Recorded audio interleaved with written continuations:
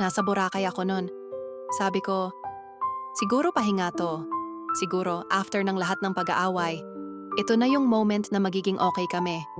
Pero habang ini-enjoy ko ang sunset, hindi ko alam, may sarili na pala siyang pahinga at hindi ako yon. May kasama siyang iba. Hindi ito chismis. Hindi ito haka-haka. May pruweba. At oo, nasaktan ako. Kasi ilang beses ko na siyang pinatawad. Ilang beses kong ipinaglaban yung relasyon na ako lang pala ang kumakapit. Pinili ko siyang intindihin kahit ako na yung hindi maintindihan. Pinili ko siyang patawarin kahit ako na yung hindi mapatawad sa sarili ko kasi bakit paulit-ulit ko siyang tinatanggap? Hanggang sa na-realize ko, hindi ko na kailangan ng closure. Kasi minsan, sapat na yung katotohanan para tumigil ka na.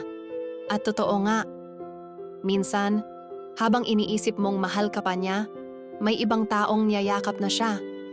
Kaya ngayon, hindi ko na siya hinihintay. Ako naman ang pinipili ko.